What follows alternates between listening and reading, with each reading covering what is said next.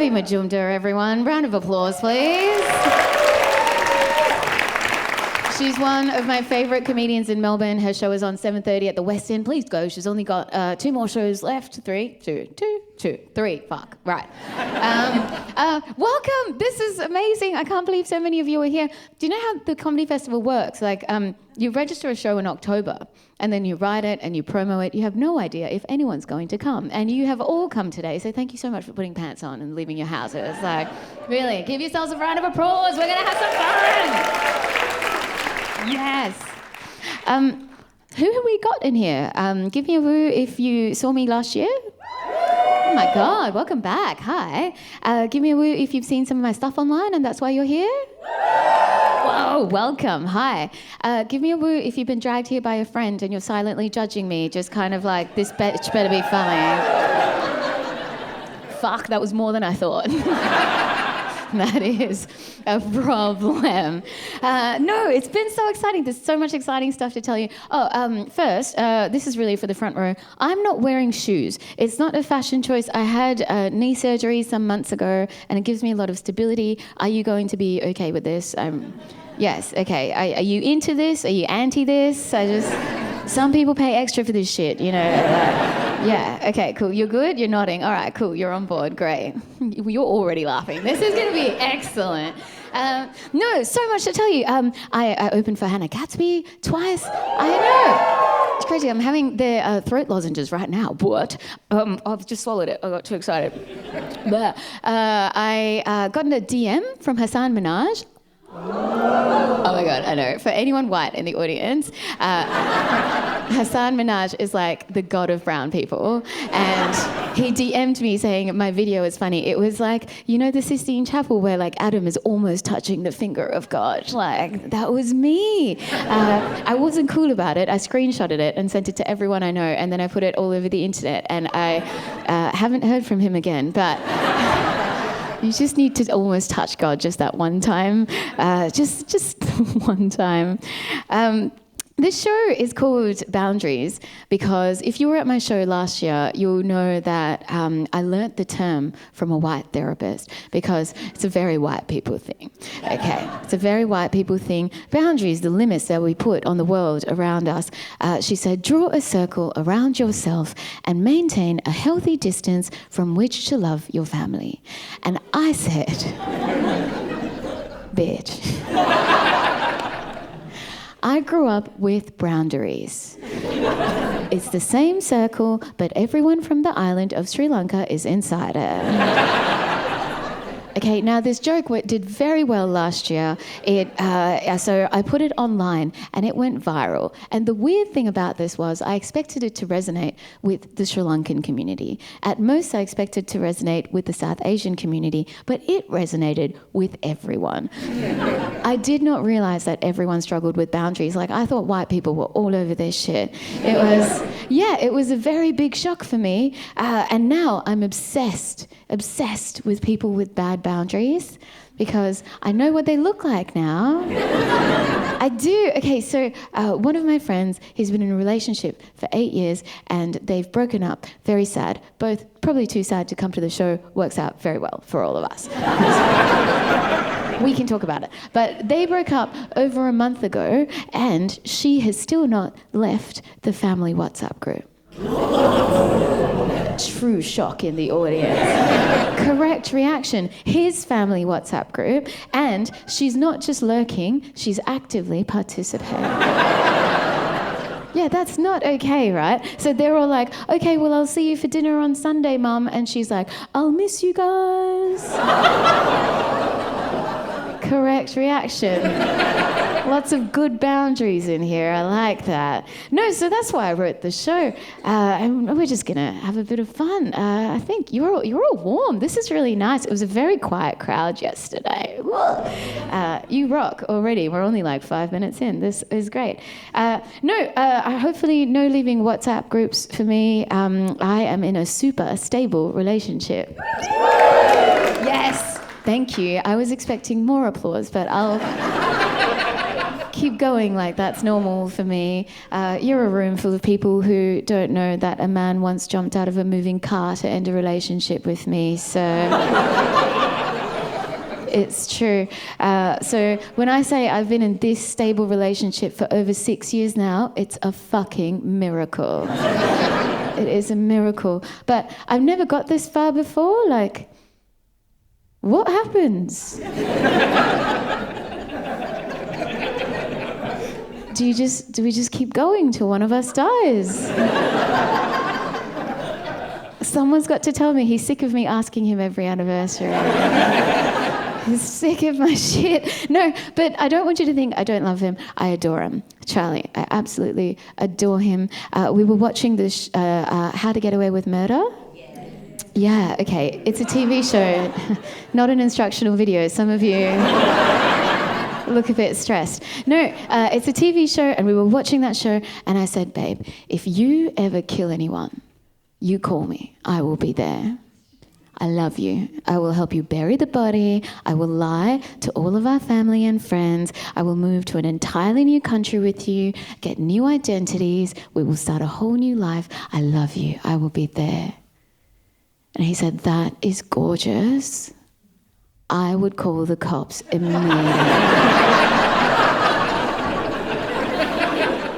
immediately. So I really urge you to have the murder chat with your loved ones.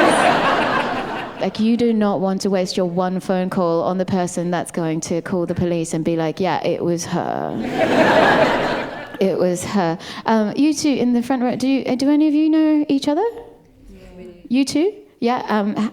All four of you. Okay. Have you had the murder chat? Do you want to have it now? Yeah. Who would you call if you killed someone? Hi, what's your name? Nush. Nush, nice to meet you. Who would you call if you killed someone?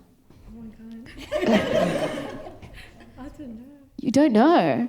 You got to think about, most murders aren't premeditated, you know. Got to think quick, otherwise you might just go straight to jail. All right, I'll come back to you. I will. No, apart from the whole murder chat, the only other problem in my relationship at the moment is that I'm starting to think that I'm becoming too white.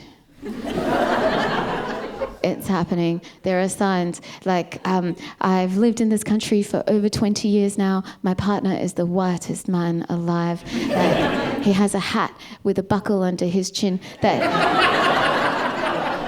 he wears in the ocean so that it doesn't come off when he's swimming around and burn his head, which is so cute, but honestly so white.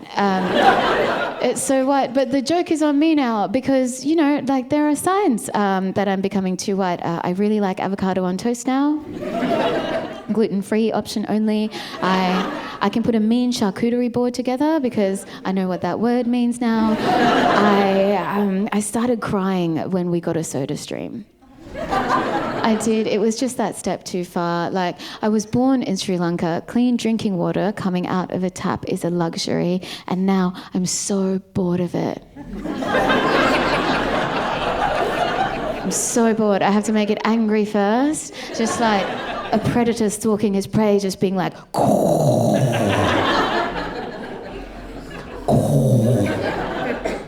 I went to one of those Thermomix parties. One of the worst things white people have done, honestly. Up there with colonization for me. It was not a nice time. The only thing that's stopping me from becoming spiritually white is that I cannot get on board with the poster boy for white people. Shakespeare? William, you've heard of him? Yes, probably Bill to his friends. I can't get on board with him. My high school English teacher, Mrs. Freeshow, loved Shakespeare, loved him. She would start frothing talking about him. She would say, William Shakespeare, greatest writer history has ever seen because he is so relatable. So relatable. His number one quote is from the play Hamlet, to be or not to be. And she would say that is a man contemplating suicide on the precipice of life and death. What is more relatable than the human condition? Honestly, looking back, I think she had quite a few orgasms during English class. She did. I just didn't know what an O-face looked like at the time. But like, okay, sure, Shakespeare, quite relatable, life or death. Hamlet, he's also a prince in Denmark whose uncle has killed his father and married his mother and stolen the kingdom. Not super relatable for me. Not super relatable. And like, I'm sure he was a good writer, right? I'm sure he was a good writer. But say I was a writer, and just after I passed away late in the 17th century, my country invaded half the planet and then made them learn English and then introduced the British schooling system and then made them read all of my plays to graduate high school. You'd think I was pretty good too. You would. And like, if he makes up words, he's a genius. But if I make up words, I'm cheating at Scrabble. Thou doth take the piss, William. The absolute piss. But that's the only thing that's stopping me from becoming spiritually white. And I've long worried that I'm not brown enough. Like, it's a weird time being brown. Like, 3 different people during a date has been like, Sashi, what is the cultural significance of that band that you wear around your wrist? And I had to awkwardly say, that's my hair tie. I think you'll find that in most cultures. But it's weird, and I've long worried that I'm not brown enough. Like, I brought home a BMW. Anyone know this acronym? It's one of the worst in the South Asian community. I learnt it in an ABC article where a South Asian lady's mum said, don't you dare bring home a BMW. Ooh, dead silence. Black, Muslim, or white person? Yeah. Oh, some shocked white people in the audience there. Oh, white people, did you think you were the only ones who racismed? No, don't get me wrong, you're very good at it. You're very good at it. You are the Shakespeare of racism, my friend. But the South Asian community, we are not far behind. Like, if we had guns first, it would have been a problem. And I brought home the whitest man alive with the hat and the bucket ocean. And like, honestly, before I turned 30 years of age, it would have been such an issue. There are a lot of questions before 30 years of age about the partner you bring home. Who is he? What does he do? Who is his family? What do they do? What is his birth time? Because some gnarly old man at the temple has to match your horoscopes to make sure everything is okay. Some horoscope matches in here. Hello. You're losing it. I hope yours came out all right. That's before 30. Lots of questions. After 30, it's like, please, anyone is fine. Anyone. Have you tried that man over there by the bin? He doesn't look that busy. Wasn't that the problem with the last one? Like, yes, sure, he now seems to have gone head first into the bin to fish out a 3-day-old container of yogurt, but that shows initiative, Sashi. Why are you so picky? Oh, so long worried that I'm not good at being brown. You're not supposed to talk about anything related to your body when you're brown. Lots of shame associated with anything to do with your body. And I found it very difficult to not talk about my first period. For all the men in the audience, I'll walk you through it. You're welcome. You're welcome. So imagine for the first 12 years of your life, everything is wonderful.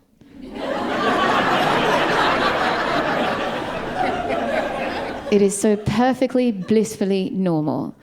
And then one day you wake up and you are bleeding profusely from a place that you never talk about with your family. And you are covered in shame, you work up the courage, you go to mum, you whisper, you're like, hey mum, I'm either dying or I've got my period, 50-50 chance, dunno. It's the first time. She doesn't say anything, but she beams with pride. You get in the car, you drive to the pharmacy, you buy the pads, you go to the toilet, you read the instructions and the cool fun facts on the back, that's good. You go back home and all of your parents' friends have come over.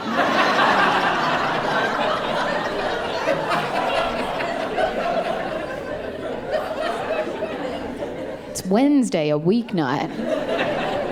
No one looks you in the eye and some uncles give you money. It's the weirdest fucking night of my life. I just walked around being like, why are you here?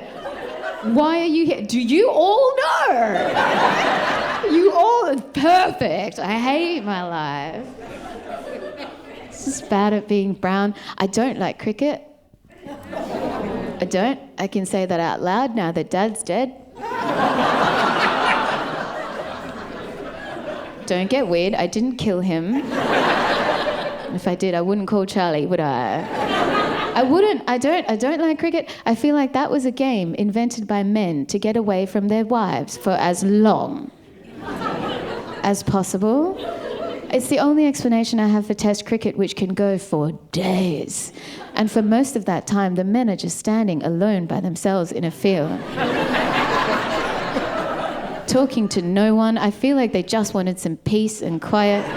Like, I can't help but notice that the games have been getting shorter in line with the women's rights movement.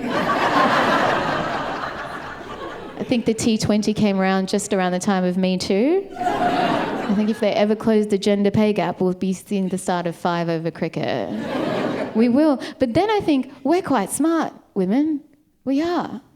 Went dead silent, but yeah, we are. Took a second. Yeah, we are. We are smart. No, but that's why I think maybe Test cricket was our idea. Maybe at the time that we were stuck at home only doing all of the work associated with the house and raising children, not being able to enter the workforce, not being able to study or vote or drive, maybe we'd be looking at our husbands just being like, hey, you know that game that you play with your friends? Could it go for longer? Go on, or you don't know when you'll be back? That's fine. Who won after 5 days of play? No one? That's normal. Go play best of 5. Love you, love my life. We also, in the South Asian community, we conflate love and obedience. And that's a very difficult thing growing up because a lot of us want to bring home a BMW, but that's very difficult because to show that you love your family, you have to obey them. And that leads to a lot of fights because a lot of us don't see race, religion, gender, sexuality. So growing up, that's a very difficult thing to navigate. But I know that it's not just the South Asian community that struggles with this, because no one knows this better than Meatloaf. You know Meatloaf? Okay, do you know that song, I would do anything for love, but I won't do that? Okay, so everyone thinks that that's a song between Meatloaf and his lover, but it's actually about Meatloaf establishing very firm boundaries with his parents in 5 stages. You don't seem to believe me, so I know it sounds like I'm projecting, so I have proof. Okay, so the first part of the song, remember being born? You don't, but we all were, so we're all here. So it did happen. So when you are born, your parents are God. Everything they say is obeyed because they are always right. It would never occur to you to disobey them in any way. We call that stage 1. The passive stage of love, where you would do literally anything for love. There's nothing that you wouldn't do. That's why there's no blue on the pie chart. That is part 1 of the song. And I would do anything for love. I'd run right into hell and back. I would do anything for love. I'd never lie to you, and that's a fact. Stage 1. Thank you. There's 4 stages to go. You don't know if this theory works out yet.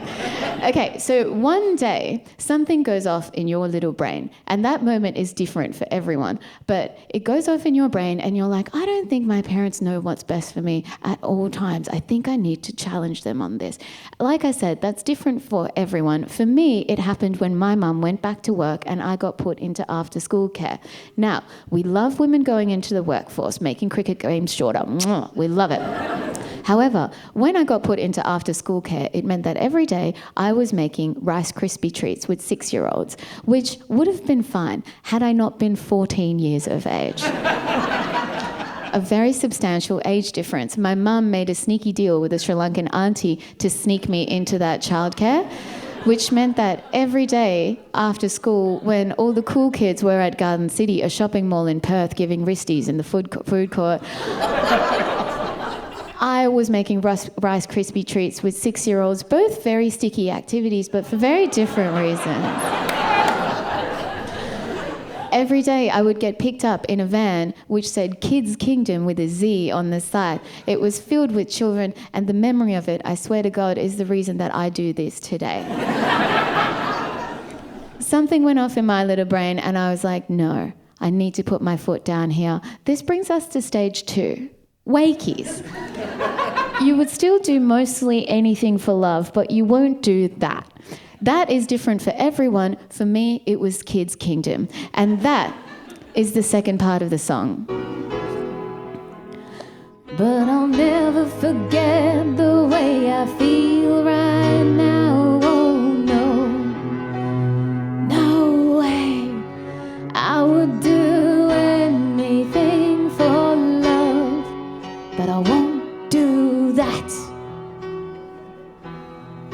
No, I won't do that. Stage 2. Thank you. So this leads to a very difficult period because you have just learned to say no, and that is a power that you abuse. And your parents are not used to you saying no. There's a lot of fighting. There's a lot of chaos. We call this stage 3 chaos.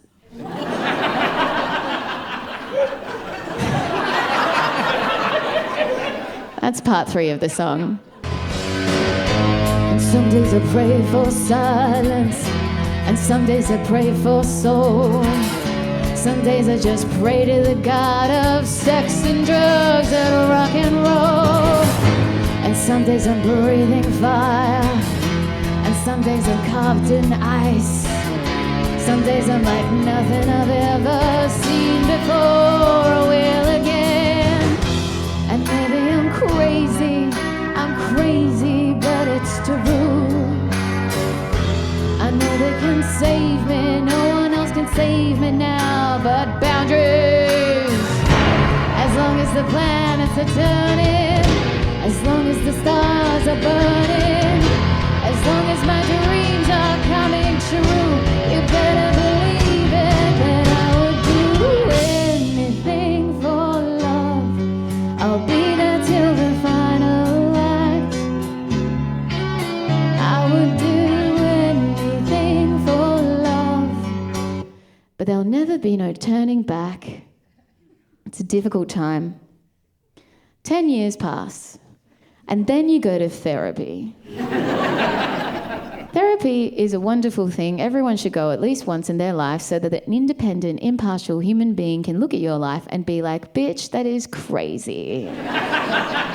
What therapy helps you do is distinguish between what is okay to say yes to because it is a reasonable request and what is okay to say no to because it is batshit crazy. It takes you to stage 4, certainty. The amount of anything is decreasing and the amount of that is increasing. Initially, what it is driving it is the hormones, but then it's certainty. And the gap between the two lines, that's therapy. I'm going to let Meatloaf himself do some examples.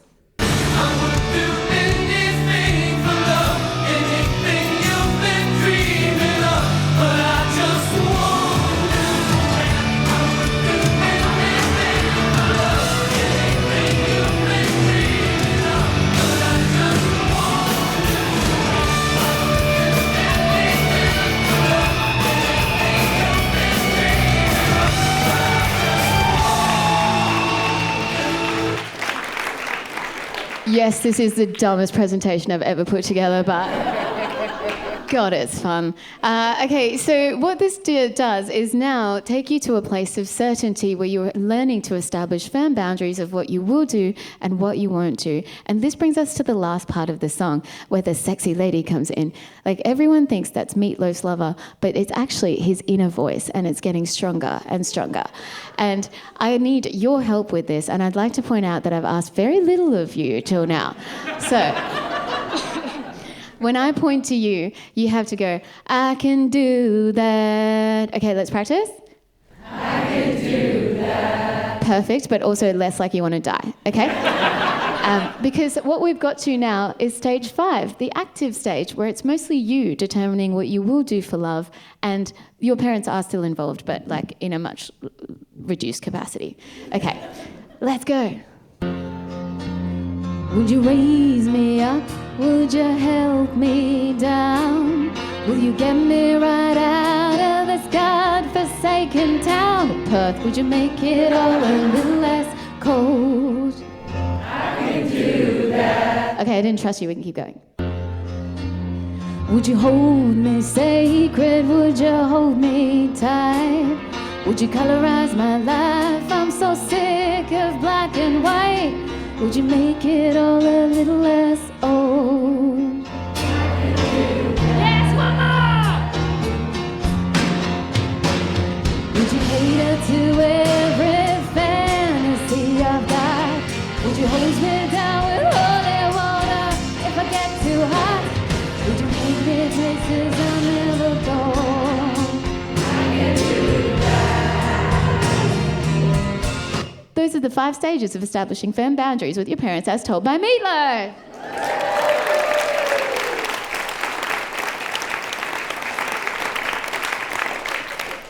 Thank you so much for singing along. God, I love a good sing-along. Like, I just feel like you don't get to sing along as a group very often, you know? Like, you really just get to do it in church, and it's a bit weird, let's be honest. It's basically a dude going, Amen, and then we say, Amen, and that was better. No? Okay. I'm not saying I'm better than priest. That's weird. No, so I think about this. I think about this stuff all the time. Too white, not brown enough, boundaries, rah, rah, rah. Like, a lot of people say, why does it matter, Sashi? Why are you so obsessed with colour? Especially trolls online. Bleh. But honestly, it's not so much the colour, it's what it represents. I grew up in the brown Sri Lankan community, which is a very collectivist society. It's all about the community. It's about what the community wants, what the community needs, what the community thinks, which is supportive, but also suffocating at times because everyone's in your shit. But also, simultaneously, I grew up in the white Australian community, which is a very individualist society. It's about what the individual wants, what the individual needs. Individual food allergies, very important. This is a difficult thing to be simultaneously growing up between because they're just 2 very different ways to live. And there are extremes on either end of the scale, like the UK, which is a very individualist society, recently appointed their very first Minister for Loneliness. I know, someone just went, poof. I know, it is a very British solution, let's be honest. Just like, oh darling, they look so lonely, can't we sort that out? Through Parliament, though, I don't want to go visit.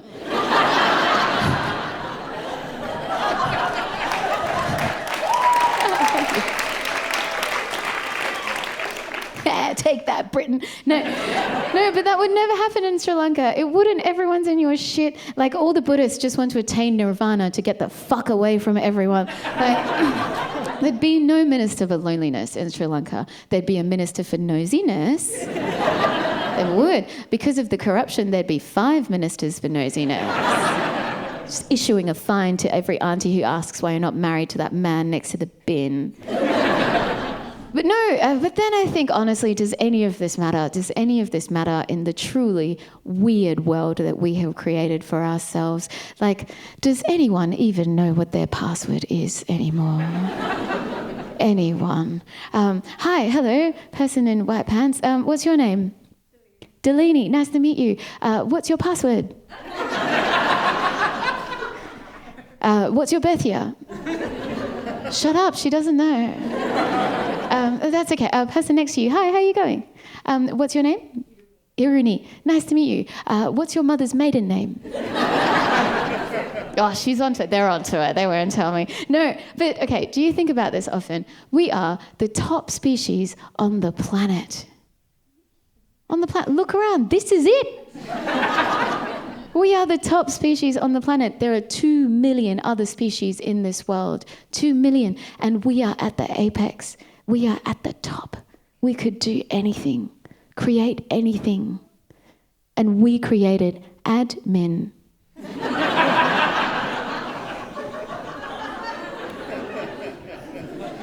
A lot of us sit in front of our computers for 8 hours a day just trying to guess our password.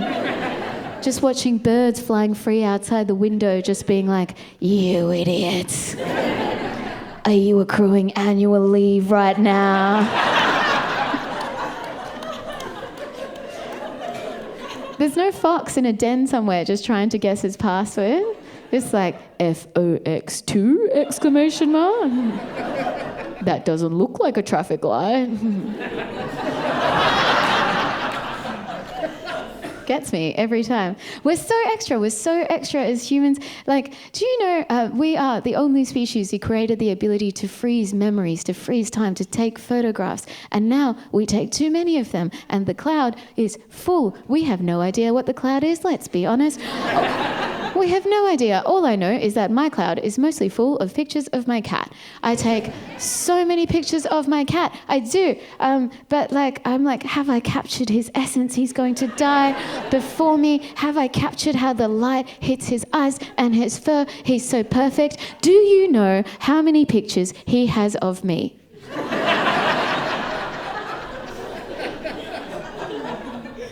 His life is so simple. He kept his life so simple. Like, we are just so extra as humans. Like, go outside, throw a rock in any direction, you will hit something mixed with a poodle.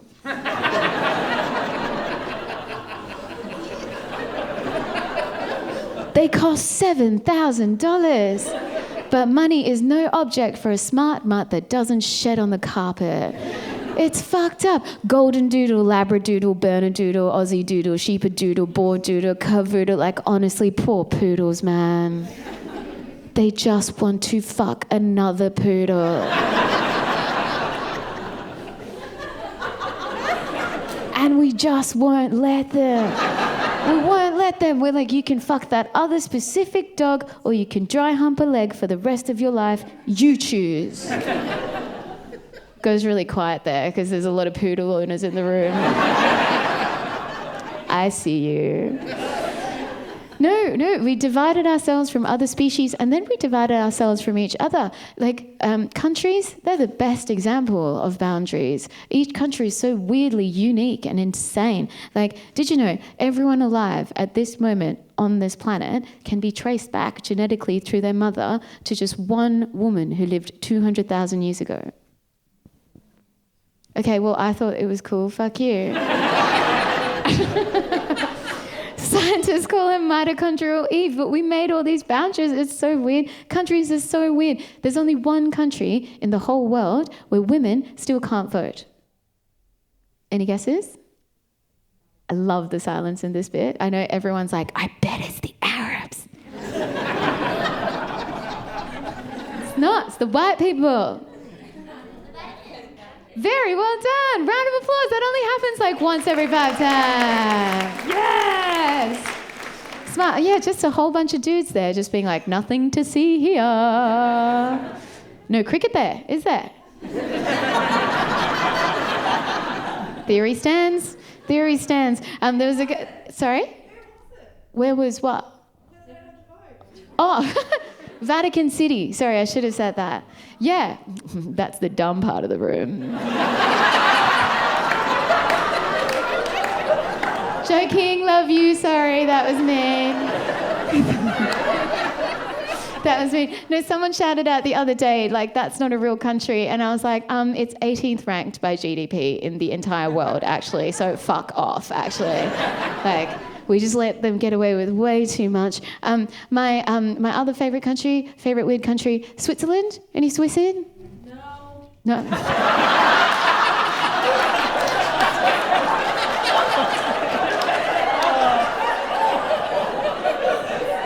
You know, if you just kept quiet, I wouldn't be trying to pinpoint you in the audience right now. That was awesome.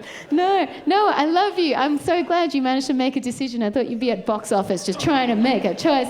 But no, Swiss, you have the longest policy of military neutrality in the whole world, but I don't know if it's well known that just after that, you had a civil war. Which is quite weird. It's kind of like having a friend who won't punch anyone else but only punches themselves. It's like, is this better? We don't know. Also, we're obsessed with your army's knives. Which is odd. Like, do we not want the weapon of an army that has seen more battle? Weird. Like, give me a Russian army knife. They know what's up. Any Russians in? Nah, you're all on the border of Finland. Nothing to see here. No, I love how we appointed Russia the villain of the world so long ago. Do you know how villainous we think Russia is? Like, do you remember the golden pandemic? Global pandemic. Do you remember the global pandemic when we were all sitting at home? I don't mean the first year when everyone was doing, not the second year when Melbourne did it just for fun. Not that one. No, but the first year, the first 6 months, we were all sitting at home, we were all watching paint dry, and Russia, they were the first ones to invent a vaccine, Sputnik. Remember? They were like, guys, we've done it. We've invented a vaccine. Everyone can leave their houses. And we were like, oh, no, thank you, Russia. You hang on to that. You hang on to that. In the middle of all this weirdness, there's a global cost of living crisis. Everyone's like, we know. Why did you remind us? No, but if you don't know how the Australian cost of living crisis happened because you haven't done economics, that is totally fine. Everyone who did economics has no fucking idea what's going on anyway. So, however, I have found this very simple video that explains everything. So please enjoy it now.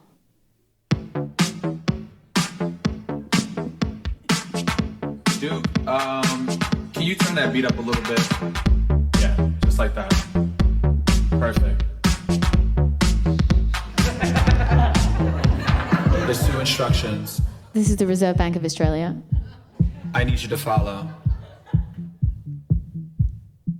When I say red light, I need you to stop. Spending money in the economy. When I say green light, I need you to go. Spend money in the economy. Red light. Green light.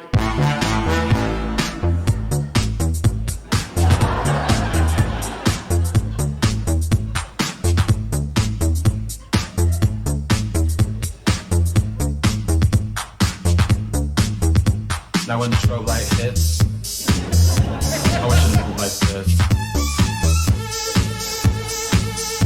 Now when the strobe light hits, I want you to move like this. Hit the strobe. Hit the strobe. Hit the strobe. Hit the strobe. Hit the strobe. Hit the strobe. Green light.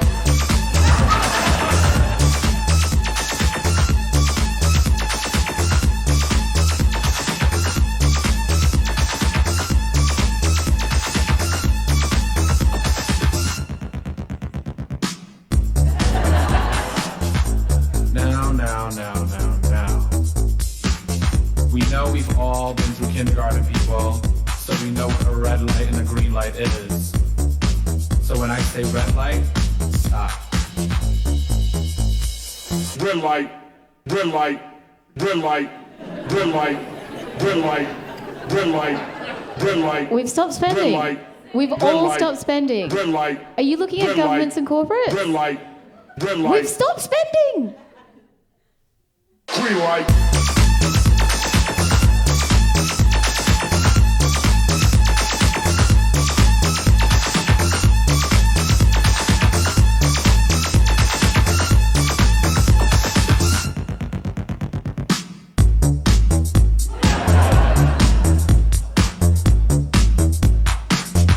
Yeah, just like that. Any questions?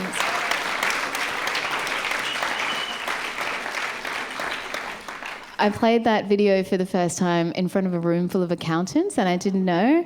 It was like for this comedy video night, and I didn't know that it was an entire social club of an accounting firm, and no one laughed through the whole video. Yeah, and at the end, a guy who turned out to be the partner of the firm who was sitting up the front was like, it's a lot more nuanced than that, actually. He gave me his card. His name is Simon, and he's a lovely man. He was very worried about this bit. No, but it's all chaos. It's all complete chaos out there. And I think that a lot of the time we make boundaries to organise the chaos, but also we often have moved beyond them every time they didn't work for us. It's what evolved us as a species. Like the first fish that left the ocean probably felt a bit cold.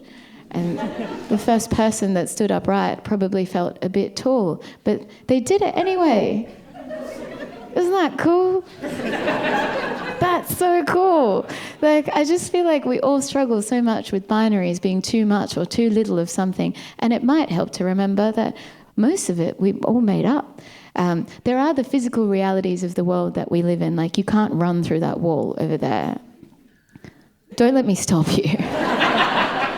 It would be very funny. But no, apart from that, we made it all up. So too white or too brown, not brown enough, I don't know. All I know is I'm having a really nice time living life as I am. Collectivist or individualist, I don't know. Somewhere in between. I take care of myself and I take care of my community. I don't know what that's called, but it's pretty good. I realise that a lot of the time the reason that we step beyond boundaries is for love. Love for ourselves, love for our family, love for each other. For the British, it was a very specific love of power. But it was mostly for love. My parents left the boundaries, everything they knew to come to this country to give us all a better life. That was for love. They left their boundaries again when they accepted the BMW that I brought home wholeheartedly. Charlie, honestly, he learnt like 3 words of Sinhalese and they were like, aww. I was like, I learnt the entire English language, but fucking all right. All right. But no, he's a very difficult man not to love, Charlie. I have a very good example. Yeah, he is in the room. Go find him later. He loves that. But I asked him once, if you could be any animal other than a human, what would you be? And there are so many people in this room, I don't think you'll have his answer. So I'm going to count to 3, and on 3, you will tell me the animal that you would like to be. A lot of scared faces in the audience. I don't have any special powers, not an animal situation. Unlike the country thing, there's no wrong answer, all right? Okay, 1, 2, 3. Okay, lady in the shirt there. Hello, how's it going? What's your name? You, yes, hello. I'm Barbika. Barbika?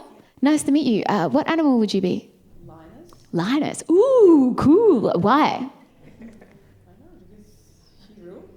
They do rule. You don't actually. You're the first person that's picked Linus. That's such a good one because you didn't even say Linus. That's like the rules. Okay. Hello, person next to you. What's your name? That was good that you put your head down. Few people know that does make you invisible. What's your name? Sorry. Ridhwa. What animal would you be? The first thing that came to my mind was a turtle. A turtle. Cool. Why? They live long. Do they? How long? You're assuming. Good. All right. Person next to you. Hi, how's it going? What's your name? Cynthia. What animal would you be? I chose elephant. Elephant. Cool. Why? Don't like jumping. That's the only thing I know about it. No. Trunk. Why don't I let you answer? Yeah. Sorry? They're strong. They are pretty strong. That is a good one. Don't snort. That's a legit reason. They're strong. Person next to you. Hi, how's it going? Good thing. What's your name? Ratika. Nice to meet you.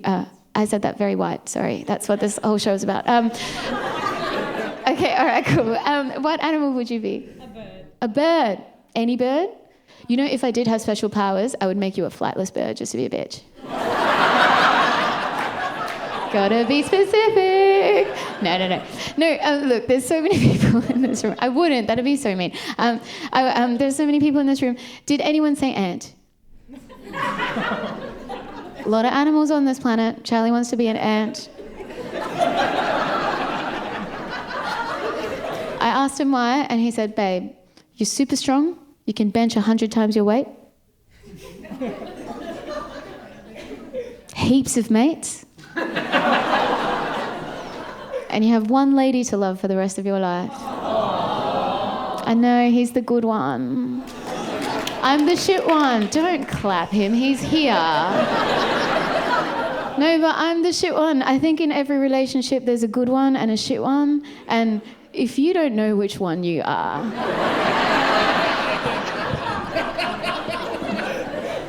you are the shit one, my friends. But it's a nice place to be. It's a low bar. This is why I'm the shit one. I was like, yes, you have one lady to love, but all your mates are fucking her. I will sit in this silence. It is biology. I don't know if you've heard about ant colony. Hey, we're coming to the end of the show. Have you had a nice time? Yes! Awesome. Honestly, thank you so much for coming out. It means the absolute world. Like I said, when you plan a show, you have no idea if anyone's going to come, so it really does mean the world. If you enjoyed this show, there's only 2 more nights left, but I am touring it around Australia and the UK. So if you enjoyed it, tell someone. If you hated it, tell someone, because maybe they don't trust your judgment and they will come anyway. After the show, I will be Take a Right, be here to say hi. I love meeting everyone. Please don't be shy. I love taking photos. I love saying hi. There is merch. The story of the merch is very well thought out. What happened is that my friend drew this picture here, and I thought it was the funniest thing I've ever seen. And I was like, that's going straight on the poster. And then I checked with like 6 people I dearly love and respect. And they said, that's a terrible idea. Don't do that. And I said, I've already ordered 100 t-shirts. So there's merch. You don't have to buy anything to say hi. In terms of recommendations for shows, so many people are trying to make you laugh this weekend. Go see something. Go see someone you don't heard of on like TV or radio. There's Brown Women Comedy on this room. There's Urvi Majumdar. There's so much going on. Please go see something. And that's all the admin. So please give it up for my tech Tony, Sal who's filming, and yourselves for coming. Yeah. To take us out tonight, I have just one more sing-along. And again, if I was a priest, you'd totally do what I say, but they won't let me into the Vatican. So if you could please oblige. What's going to happen is that I'll start because I'm very brave and I've changed the lyrics a bit. So I'll sing, then we'll fast forward to the bit and then you sing. There'll be words on screen. Do you promise you'll do it? Because otherwise I'm going to look like an idiot. Yeah, okay, all right, yes, okay, cool. To take us out, we have a song by 2 people who are very well known for moving well beyond the boundaries that life established for them. I hope you enjoy it. Here we go. Boundaries pushing down on me, pressing down on you, no manners for. Boundaries that burns a building down, splits a family in 2, puts people on streets. Okay, that's my bit. Your turn. I'll count you in.